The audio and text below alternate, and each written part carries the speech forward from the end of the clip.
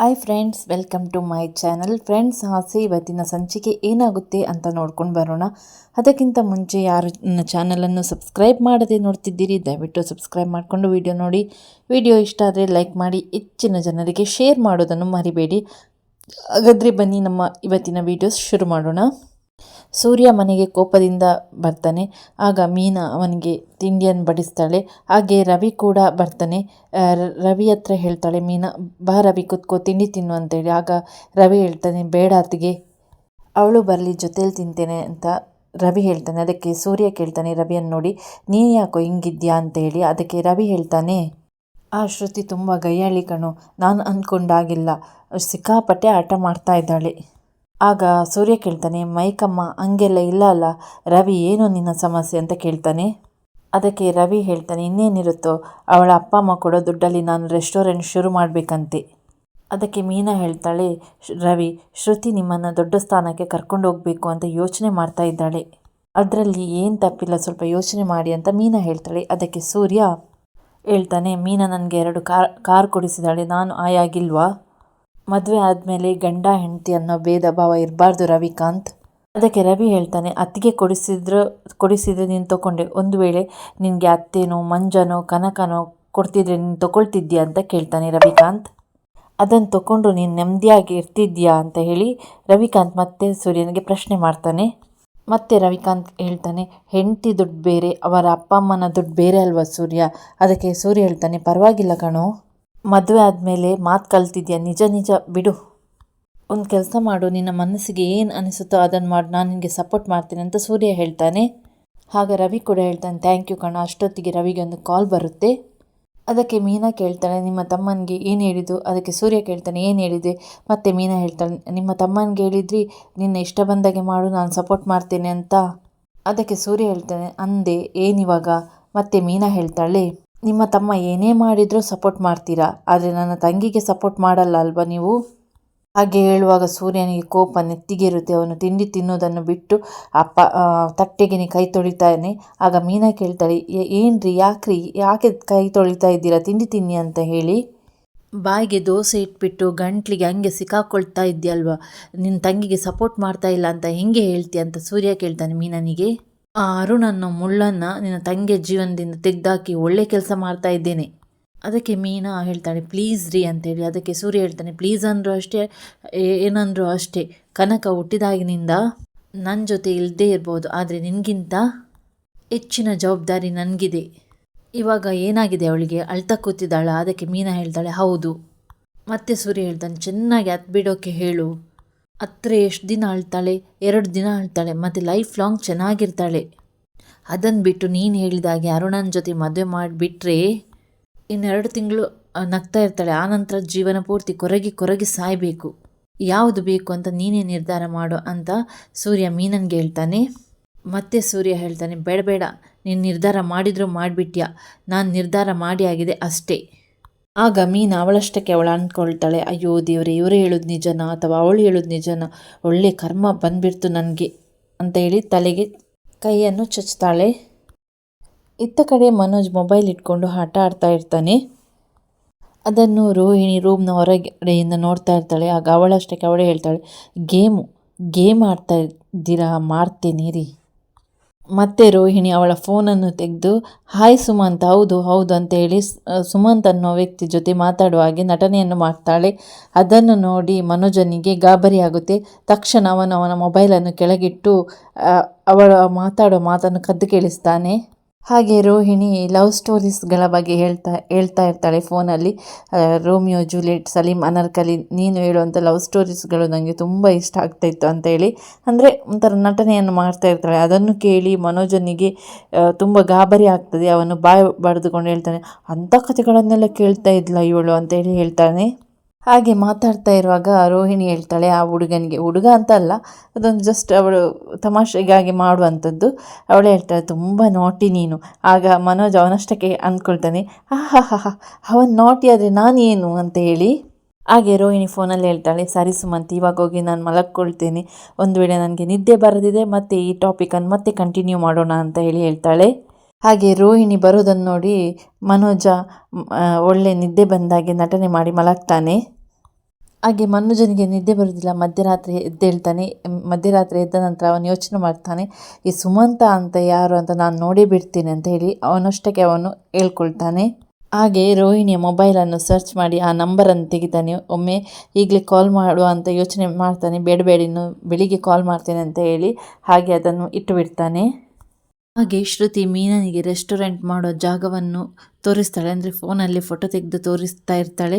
ಚೆನ್ನಾಗಿದೆ ಅಲ್ವಾ ಜಾಗ ಅಂತ ಮೀನನ ಹತ್ರ ಕೇಳ್ತಾಳೆ. ಅಷ್ಟೊತ್ತಿಗೆ ರಂಗನಾಥ್ ಅವರ ಮನೆಗೆ ನೀತು ಬರ್ತಾಳೆ. ಆಗ ಮೀನಾ ಹೇಳ್ತಾಳೆ, ಓ ನೀತೂರವರು. ಅದಕ್ಕೆ ಸೂರ್ಯ ಹೇಳ್ತಾನೆ ರಂಗನಾಥ್ ಅವ್ರ ಹತ್ರ, ಅಪ್ಪ ರವಿ ಕೆಲಸ ಮಾಡ್ತಾ ಇದ್ದಾನಲ್ಲ ಆ ಹೋಟೆಲ್ ಓನರಪ್ಪ ಅವರು ಅಂತ ಹೇಳಿ ಹೇಳ್ತಾನೆ.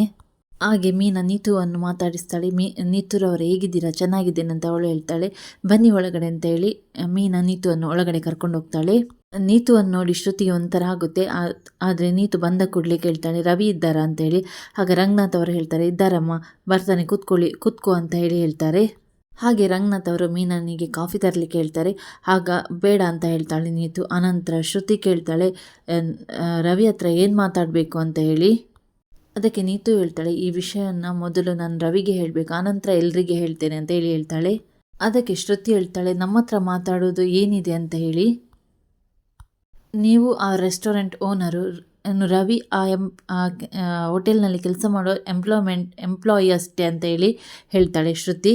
ಮತ್ತೆ ಶ್ರುತಿ ಹೇಳ್ತಾಳೆ, ಅವನಿಂದ ನಿಮಗೆ ಏನು ಪ್ರಯೋಜನ ಇಲ್ಲ, ನಿಮ್ಮ ಹಾರ್ಡ್ ವರ್ಕಿಂದನೇ ತಾನೇ ಆ ರೆಸ್ಟೋರೆಂಟ್ಗೆ ದೊಡ್ಡ ಹೆಸರು ಬಂದಿರೋದು. ಅವನು ಒಬ್ಬ ಸಾಮಾನ್ಯ ಎಂಪ್ಲಾಯಿ ಅಷ್ಟೇ. ಹಾಗೆ ಮಾತಾಡುವಾಗ ನೀತುವಿಗೆ ಒಂಥರ ಆಗುತ್ತೆ. ಆನಂತರ ರಂಗನಾಥ್ ಅವರು ಹೇಳ್ತಾರೆ, ಶ್ರುತಿ ಯಾಕಮ್ಮ ಈ ಥರ ಮಾತಾಡ್ತಾ ಇದೆಯಾ? ಅಷ್ಟು ಹೇಳುವಾಗ ಶಾಂತಿ ಒಳಗಿನಿಂದ ಬರ್ತಾಳೆ. ನೀತು, ತುಂಬ ದಿನ ಆಯ್ತಮ್ಮ ನಿನ್ನನ್ನು ನೋಡಿ ಅಂತ ಹೇಳಿ ಶಾಂತಿ ಹೇಳ್ತಾಳೆ. ಆನಂತರ ಶ್ರುತಿ ಮತ್ತೆ ಕೇಳ್ತಾಳೆ, ಓ ಹಲೋ, ಯಾಕೆ ಬಂದಿದ್ದೀರಾ ಅಂತ ಹೇಳ್ತೀರಾ? ಅದಕ್ಕೆ ಶಾಂತಿ ಹೇಳ್ತಾಳೆ, ಶ್ರುತಿ ಇರಮ್ಮ, ಅವಳು ಏನು ವಿಷಯ ಅಂತ ಹೇಳ್ತಾಳೆ, ಇರು ಅಂತ ಹೇಳಿ ಹೇಳ್ತಾಳೆ ಶಾಂತಿ. ಅಷ್ಟೊತ್ತಿಗೆ ರವಿ ಒಳಗಿಂದ ಬರ್ತಾನೆ. ಹಾಯ್ ನೀತು, ಯಾವಾಗ ಬಂದೆ ಅಂತ ಕೇಳ್ತಾನೆ. ಆಗ ನೀತು ಹೇಳ್ತಾಳೆ, ಹಾಯ್ ರವಿ, ಈಗಷ್ಟೇ ಬಂದೆ, ಒಂದು ಗುಡ್ ನ್ಯೂಸ್ ಇತ್ತು, ಎಲ್ರಿಗೂ ಹೇಳೋಣ ಅಂತ ಬಂದೆ. ಆಗ ರವಿ ಹೇಳ್ತಾನೆ, ವಾವ್. ಮತ್ತೆ ರವಿ ಕೇಳ್ತಾನೆ, ಏನು ಗುಡ್ ನ್ಯೂಸ್ ಅದು ಅಂತೇಳಿ. ಆಗ ನೀತು ಹೇಳ್ತಾಳೆ, ರವಿ, ನೀನು ನನಗೆ ರೆಸ್ಟೋರೆಂಟಲ್ಲಿ ತುಂಬ ಹೆಲ್ಪ್ ಮಾಡಿದ್ಯಾ, ಅದರ ಜೊತೆಗೆ ತುಂಬ ಹೇಳಿಕೊಟ್ಟಿದ್ದೀರಾ ಕೂಡ. ಅದಕ್ಕೆ ಶಾಂತಿ ಹೇಳ್ತಾಳೆ, ಮಕ್ಕಳು ಅಂದರೆ ಹೀಗಿರಬೇಕಪ್ಪ, ಒಳ್ಳೆ ಹೆಸರು ತರಬೇಕು. ಮತ್ತೆ ನೀತು ಹೇಳ್ತಾಳೆ, ರವಿ, ನಿನ್ನಿಂದ ನಮ್ಮ ಹೋಟೆಲ್ಗೆ ಒಳ್ಳೆ ರೇಟಿಂಗ್ ಸಿಕ್ಕಿದೆ, ನಮ್ಮ ರೆಸ್ಟೋರೆಂಟಿಗೆ.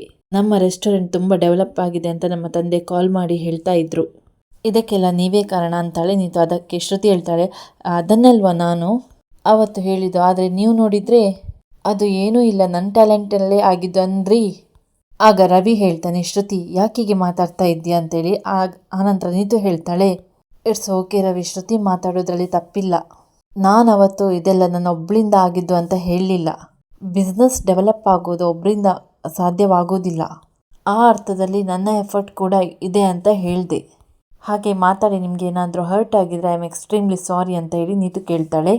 ಆಗ ರವಿ ಹೇಳ್ತಾನೆ, ಅಯ್ಯಯ್ಯೋ ಹಾಗೆಲ್ಲ ಏನಿಲ್ಲ ನೀತು, ಇನ್ಫ್ಯಾಕ್ಟ್ ಶ್ರುತಿ ಮಾತಾಡಿದ್ದಕ್ಕೆ ನಾನು ನಿನ್ನ ಹತ್ರ ಸಾರಿ ಕೇಳ್ತೀನಿ.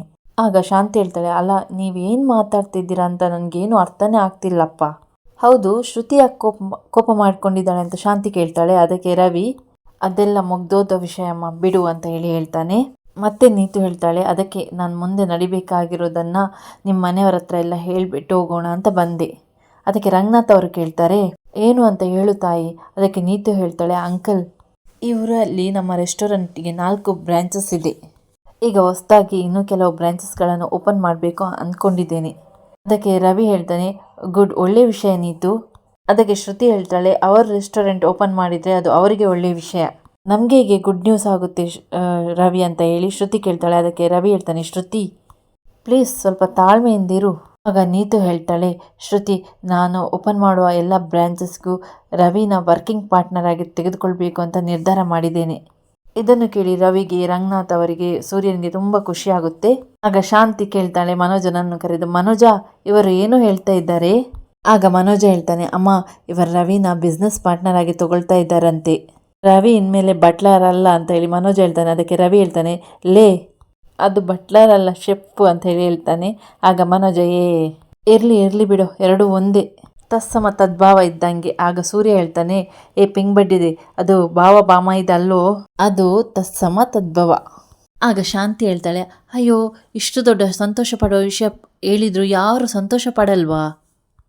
ಮತ್ತೆ ಶಾಂತಿ ಹೇಳ್ತಾಳೆ ಸೂರ್ಯನಿಗೆ, ಸೂರ್ಯ ರಾಕ್ಷಸನ್ ಥರ ಆಡದೆ ಸ್ವಲ್ಪ ಗಂಭೀರವಾಗಿ ನಿಂತ್ಕೋ. ಮತ್ತೆ ಮನೋಜ ನೀತು ಹತ್ರ ಕೇಳ್ತಾನೆ, ಅದಕ್ಕೆ ಇವನೆಷ್ಟು ಇನ್ವೆಸ್ಟ್ ಮಾಡಬೇಕು ಅಂತ ಹೇಳಿ. ಅದಕ್ಕೆ ನೀತು ಹೇಳ್ತಾಳೆ, ಇಲ್ಲ, ಅವನ ಟ್ಯಾಲೆಂಟೇ ಇಲ್ಲಿ ಇನ್ವೆಸ್ಟ್ಮೆಂಟ್. ಸೊ ಅವರಿಗೆ ಇನ್ವೆಸ್ಟ್ ಮಾಡೋ ಅಗತ್ಯ ಇಲ್ಲ, ನಮ್ಗೆ ಏನು ಪ್ರಾಫಿಟ್ ಬರುತ್ತೋ ಅವರಿಗೂ ಅರ್ಧ ಆಗುತ್ತೆ. ಆಗ ಈ ವಿಷಯವನ್ನು ಕೇಳಿ ಎಲ್ಲರಿಗೂ ಖುಷಿಯಾಗುತ್ತೆ, ಆದರೆ ಶ್ರುತಿಗೆ ಮಾತ್ರ ಖುಷಿ ಆಗೋದೇ ಇಲ್ಲ. ಮತ್ತೆ ಮೀನಾ ಹೇಳ್ತಾಳೆ, ತುಂಬ ಥ್ಯಾಂಕ್ಸ್ ನೀತೂರವರೇ, ಅವರ ಟ್ಯಾಲೆಂಟ್ಗೆ ಒಳ್ಳೆ ಅವಕಾಶ ಕೊಟ್ಟಿದ್ದೀರಾ. ಮತ್ತೆ ಸೂರ್ಯ ಹೇಳ್ತಾನೆ, ಆ ಥರ ಪಡಬೇಡ ಇರು ಮೀನಾ ಅಂತ ಹೇಳಿ. ಮತ್ತೆ ಸೂರ್ಯ ನೀತು ಹತ್ರ ಕೇಳ್ತಾನೆ, ಅಲ್ಲ ಮೇಡಮ್ ಅವರೇ, ನಿಮ್ಮನ್ನು ಹೆಂಗೆ ನಂಬೋದು? ಅದಕ್ಕೆ ನೀತು ಕೇಳ್ತಾಳೆ, ವಾಟ್? ಮತ್ತೆ ಸೂರ್ಯ ಹೇಳ್ತಾನೆ, ಅಲ್ಲ ಬೇಜಾರಾಗಬೇಡಿ, ನಾನು ಇಂಥದನ್ನು ಬೇಜನ್ನು ನೋಡಿಬಿಟ್ಟಿದ್ದೇನೆ. ವರ್ಕಿಂಗ್ ಪಾರ್ಟ್ನರ್ ಅಂತ ಕೆಲಸ ಮಾಡಿಸ್ಕೊಂಡು ಆಮೇಲೆ ಕೇರೇ ಮಾಡಲ್ಲ. ಅದಕ್ಕೆ ನೀತು ಹೇಳ್ತಾಳೆ, ನಾನು ಹಾಗೆಲ್ಲ ಮಾಡಲ್ಲ, ಯಾರಿಗೂ ಆ ಥರ ಡೌಟೇ ಬೇಡ. ಅದಕ್ಕೆ ನನ್ನ ಡಾಕ್ಯುಮೆಂಟ್ಸ್ ಎಲ್ಲ ರೆಡಿ ಮಾಡಿ ಇವತ್ತೇ ನಾನು ತೆಗೆದುಕೊಂಡು ಬಂದಿದ್ದೇನೆ.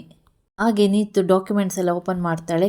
ಮತ್ತು ರವಿ ಕೇಳ್ತಾನೆ, ನೀತು ಏನಿದೆ ಅಲ್ಲ ಅಂತೇಳಿ. ಮತ್ತು ನೀತು ಹೇಳ್ತಾಳೆ, ಶ್ರುತಿ ಹೇಳಿದಾಗೆ ನಾನು ನಿಮ್ಮ ಟ್ಯಾಲೆಂಟನ್ನು ಕಡೆಗಣಿಸ್ತಾ ಇಲ್ಲ. ನಿಮ್ಮ ಟ್ಯಾಲೆಂಟ್ ಹೆಚ್ಚಾದರೆ ನಮಗೆ ಅಲ್ವಾ ಲಾಭ. ಅದಕ್ಕೆ ನಿಮ್ಮನ್ನು ವರ್ಕಿಂಗ್ ಪಾರ್ಟ್ನರ್ ಆಗಿ ಸೇರಿಸ್ಕೊಳ್ಬೇಕು ಅಂತ ಡಿಸೈಡ್ ಮಾಡಿದ್ದೇನೆ. ಹಾಗೆ ನೀತು ಹೇಳ್ತಾಳೆ ಶಾಂತಿ ಮತ್ತು ರಂಗನಾಥ್ ಅವರ ಹತ್ರ, ಅಂಕಲ್ ಆಂಟಿ ನೀವಿಬ್ಬರು ಇದನ್ನು ತೆಗೆದುಕೊಂಡು ರವಿ ಕೈಯಲ್ಲಿ ಸೈನ್ ಮಾಡಿಸ್ಕೊಡಿ. ಇದರಲ್ಲಿ 2 ಕಾಪಿ ಇರುತ್ತೆ, ಒಂದು ರವಿ ಹತ್ರನೇ ಇರುತ್ತೆ, ಇನ್ನೊಂದು ನನ್ನ ಹತ್ರ ಇರುತ್ತೆ. ಅವರ ಅಣ್ಣ ಹೇಳ್ದಂಗೆ ನಾನು ಅವರಿಗೆ ಮೋಸ ಮಾಡೋದಿಲ್ಲ. ಹಾಗೆ ನೀತು ಆ ಪೇಪರನ್ನು ರಂಗನಾಥ್ ಅವರ ಕೈಯಲ್ಲಿ ಕೊಡ್ಲಿಕ್ಕೆ ಹೋಗ್ತಾಳೆ. ಅದಕ್ಕೆ ರಂಗನಾಥ್ ಅವರು ಹೇಳ್ತಾರೆ, ಇಲ್ಲಮ್ಮ ಪುಟ್ಟ, ಮೊದಲು ಶ್ರುತಿ ಕೈಯಲ್ಲಿ ಕೂಡ ಅವಳು ನೋಡಲಿ. ಮತ್ತು ರಂಗನಾಥ್ ಅವರು ಹೇಳ್ತಾರೆ, ನಾವು ಅವನಿಗೆ ಜನ್ಮ ಕೊಟ್ಟಿರ್ಬೋದು, ಆದರೆ ಇನ್ಮುಂದೆ ಅವನ ಜೀವನದಲ್ಲಿ ಪ್ರತಿ ನಿರ್ಧಾರಕ್ಕೂ ಆಕೆಯ ಒಪ್ಪಿಗೆ ಬೇಕು. ಮೊದಲು ಆ ಮಗು ಏನು ಹೇಳುತ್ತೆ ಅಂತ ಕೇಳೋಣ ಅಂತ ಹೇಳಿ ರಂಗನಾಥ್ ಅವರು ಹೇಳ್ತಾರೆ. ಅದಕ್ಕೆ ನೀತು ಕೂಡ ಸರಿ ಅಂಕಲ್ ಅಂತ ಹೇಳ್ತಾಳೆ. ಮತ್ತು ಶ್ರುತಿ ಕೂಡ ಥ್ಯಾಂಕ್ಸ್ ಮಾವ ಅಂತಾಳೆ. ಹಾಗೆ ನೀತು ಆ ಪೇಪರನ್ನು ಶ್ರುತಿಗೆ ಕೊಡ್ತಾಳೆ. ಆದರೆ ಶ್ರುತಿ ಅದನ್ನು ನೋಡ್ತಾನೆ ನಿಂತಿರ್ತಾಳೆ. ಅದಕ್ಕೆ ಶಾಂತಿ ಕೇಳ್ತಾಳೆ, ಶ್ರುತಿ ಏನಮ್ಮ ಹಾಗೆ ಪೇಪರ್ ನೋಡ್ತಾ ನಿಂತಿದ್ಯಾ? ಅವರು ಅವರ ಕಂಪನಿಯಲ್ಲಿ ನಮ್ಮ ರವಿನ ಪಾರ್ಟ್ನರ್ ಆಗಿ ಸೇರಿಸ್ಕೊಳ್ತಾ ಇದ್ದಾರೆ. ಎಷ್ಟು ದೊಡ್ಡ ವಿಷಯ ಅಲ್ವಾ ಇದು ಅಂತೇಳಿ ಶಾಂತಿ ಹೇಳ್ತಾಳೆ. ಅದಕ್ಕೆ ಶ್ರುತಿ ಹೇಳ್ತಾಳೆ, ಅತ್ತೆ ರವಿನ ಪಾರ್ಟ್ನರ್ ಆಗಿ ಮಾಡ್ತಾ ಇರೋದು ನನ್ನಿಂದ. ಮತ್ತೆ ಶಾಂತಿ ನೀತು ಹತ್ರ ಕೇಳ್ತಾಳೆ, ಹೌದೇನಮ್ಮ ನೀತು? ಅದಕ್ಕೆ ನೀತು ಹೇಳ್ತಾಳೆ, ಹೌದು ಆಂಟಿ. ಮತ್ತೆ ನೀತು ಹೇಳ್ತಾಳೆ, ಅವತ್ತು ರೆಸ್ಟೋರೆಂಟಿಗೆ ಒಳ್ಳೆ ರೇಟಿಂಗ್ಸ್ ಬಂದಿರೋದು ರವಿಯಿಂದ ಅಂತ ಶ್ರುತಿ ಹೇಳಿದ್ಲು.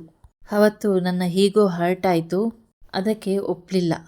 ಆಮೇಲೆ ಯೋಚನೆ ಮಾಡಿದೆ, ನಾನು ಫಾರಿನಲ್ಲಿ ಓದಿ ಇಲ್ಲಿಗೆ ಬಂದೆ. ರೆಸ್ಟೋರೆಂಟ್ ಬಗ್ಗೆ ನನಗೆ ಎಲ್ಲ ಹೇಳ್ಕೊಟ್ಟಿದ್ದೆ ರವಿ.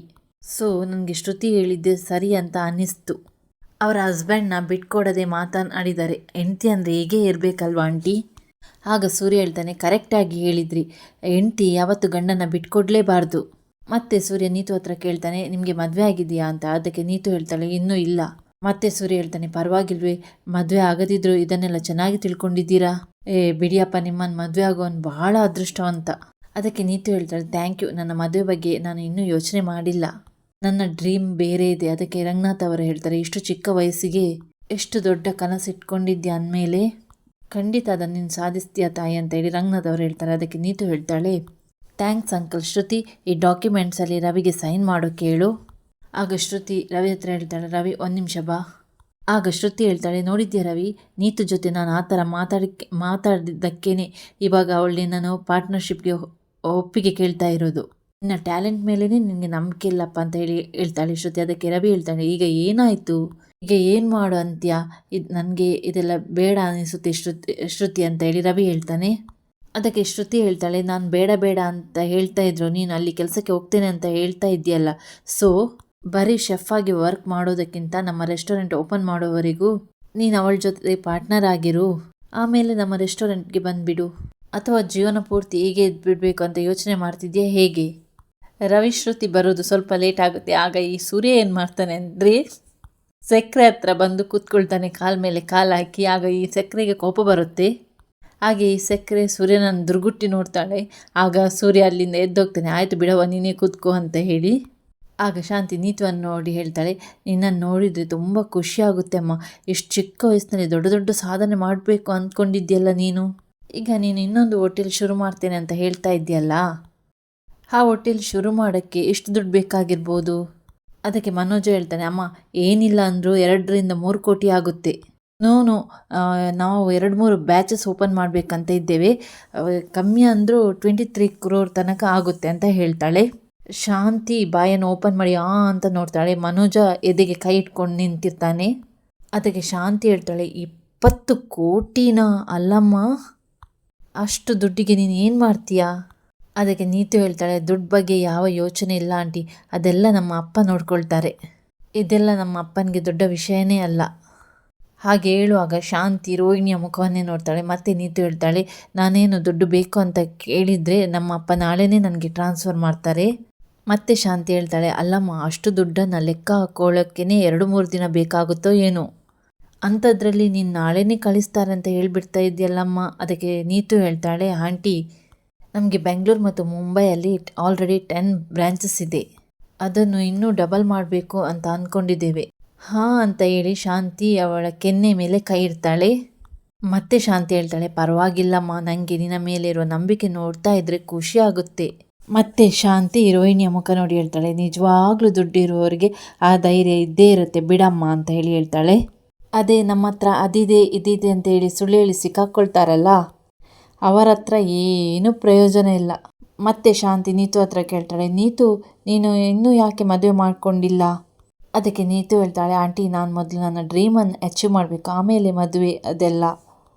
ಹಾಗೆ ಶಾಂತಿ ಅವಳ ಮನಸ್ಸಲ್ಲಿ ಅಂದ್ಕೊಳ್ತಾಳೆ, ಶ್ರುತಿ ಶ್ರೀಮಂತರ ಮನೆ ಹುಡುಗಿ, ಅವಳು ರೆಸ್ಟೋರೆಂಟ್ ಓಪನ್ ಮಾಡಬೇಕು ಅಂತಿದ್ದಾಳೆ. ಆದರೆ ಈ ನೀತು ಶ್ರುತಿಗಿಂತಲೂ 4 ಪಟ್ಟು ಮೇಲೆ. ಅಂದಮೇಲೆ ನಾನು ಯಾಕೆ ಈ ರೋಹಿಣಿನ ಪಕ್ಕಕ್ಕಿಟ್ಟು ನೀತು ನಮ್ಮ ಮನೋಜನಿಗೆ ಕೊಟ್ಟು ಮದುವೆ ಮಾಡಬಾರ್ದು?